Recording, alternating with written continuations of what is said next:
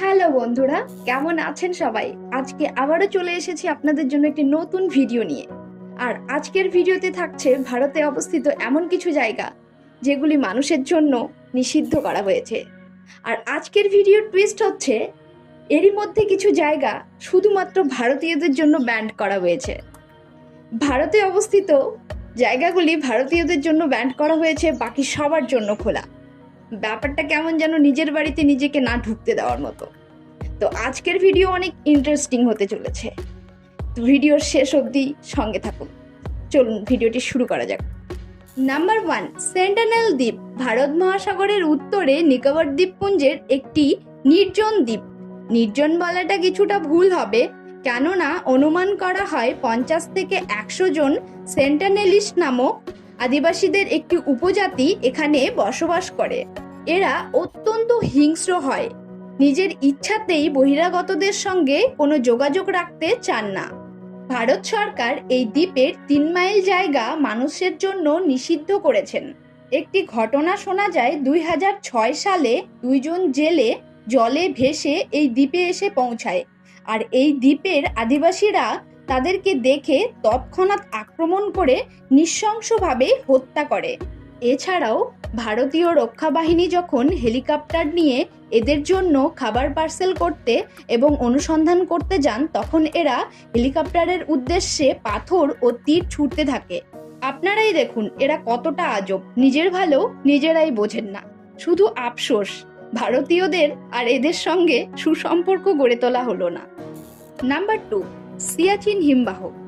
উত্তর কাশ্মীরে অবস্থিত সিয়াচিন হিমবাহকে আমরা কম বেশি সকলেই চিনি, কেননা এটিকে আমরা সামনাসামনি না দেখলেও সকলেই টিভি ও নিউজে দেখেছি।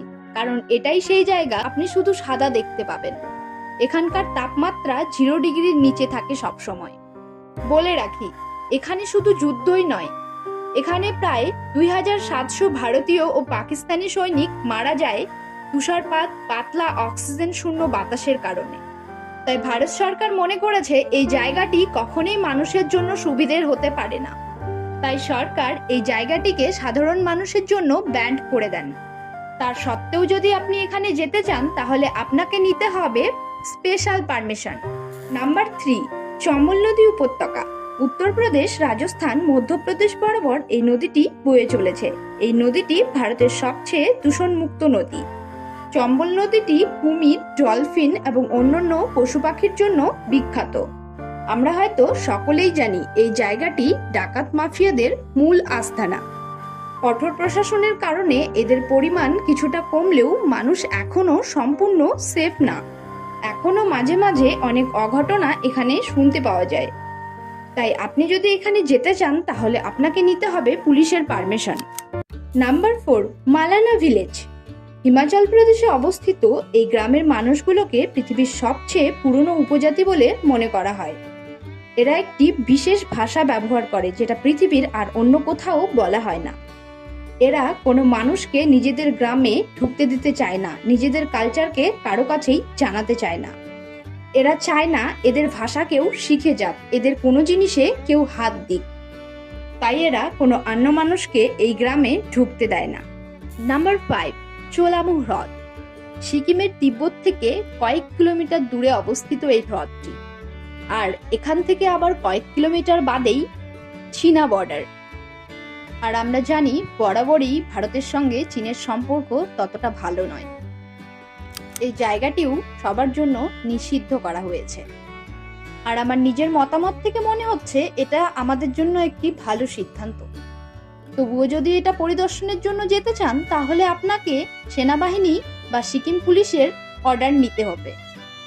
হ্যাঁ বন্ধুরা, এবার জানবো সেই জায়গাগুলি সম্পর্কে যেগুলোতে শুধুমাত্র ভারতীয়দের ব্যান্ড করা হয়েছে আর সকলের জন্য খোলা। তো ভিডিওটা চলতে থাক, আর ততক্ষণে আপনি চাইলে একটা সাবস্ক্রাইব করে দিতে পারেন। Number 6, প্রিক্যাসল cafe. হিমাচল প্রদেশে থাকা এই ক্যাফেটি মূলত ইসরায়েল দেশের পর্যটকদের জন্যই বানানো হয়েছে। 2015 সালে এই বিষয়টি প্রকাশ্যে আসে, যখন ইসরায়েলের পর্যটকদের স্বাগত জানানো হয় আর ভারতীয় পর্যটকদের পরিষেবা দেওয়া থেকে না করা হয়। আর এর কারণ হিসেবে এমন একটি কথা জানতে পারা গেছে যেটা সত্যি হাস্যকর। ক্যাফে মালিক নিজেই বলেছিলেন যে একদিন একজন ভারতীয় একজন বিদেশি পর্যটকের সঙ্গে বাজেভাবে ঝগড়া করে, আর এটাই হচ্ছে কারণ। যাক বাবা, একজনের জন্য পুরো ভারতীয়দের পরিষেবা দেওয়া বন্ধ করে দিল। Number 7, Broadland Lodge. চেন্নাইয়ে অবস্থিত এই লজটি শুধুমাত্র বিদেশিদের জন্যই বানানো হয়েছে। আপনি যদি বিদেশি প্রমাণপত্র দেখাতে পারেন তাহলে এই লজটিতে ঢুকতে পারবেন আর রাত্রে থাকার পারমিশন পাবেন। ভারতে থেকে ভারতীয়দের সঙ্গেই এরা এরকম একটা ব্যবহার করে। মানুষের প্রতি ভেদাভেদ করার কারণেই এই লজটি সবসময় আলোচ্য বিষয় হয়ে থাকে। Number 8, foreigners only bridge. নামটি শুনে হয়তো বুঝতেই পারছেন যে এটা শুধুমাত্র ফরেনারদের জন্য, ভারতীয়দের জন্য নয়। হ্যাঁ, বলে নেই, এই ব্রিজটি ভারতের গোয়ায় অবস্থিত। গোয়ার বেশ কয়েকটি বিচ ও রেস্তোরাঁর মালিক সরাসরি বলেন যে তারা বিদেশি পর্যটকদেরই বেশি পছন্দ করেন। ভারতীয়দের ব্যান্ড করার একটা কারণও এরা জানিয়েছেন। এখানে বিদেশিরা বিকনি পরে থাকেন, আর বিদেশি পর্যটকেরা যখন বিকনি পরে নিজেকে চিল করতে থাকেন তখন ভারতীয় পুরুষরা তাদের দিকে প্রতিনিয়ত তাকিয়ে থাকেন। এছাড়াও ইউনো ইন হোটেল, যেটা ব্যাঙ্গালোরে আছে, তারপর ফরেনার্স অনলি বিচ, যেটা পদচারিতা আছে। এখানকার মালিকেরাও জানিয়েছেন যে একই রকমের কতকগুলো কারণে তারা শুধুমাত্র বিদেশিদেরকেই অ্যালাউ করে আর ভারতীয়দেরকে ব্যান্ড করে রেখেছেন। সবশেষে একটি কথা বলবো ভারতীয়দের জন্য, ভাই, আমরা এরকম কাজ না করলেও পারি যেগুলো পুরো ভারতকে বিদেশের সামনে ছোট করে দেয়। ভিডিওটি ভালো লাগলে লাইক করে চ্যানেলটি সাবস্ক্রাইব করে দিন আর ঘন্টাটি বাজিয়ে অল নোটিফিকেশন অন করে দিন এরকম আরো নতুন নতুন ভিডিও পেতে। Thanks for watching the video.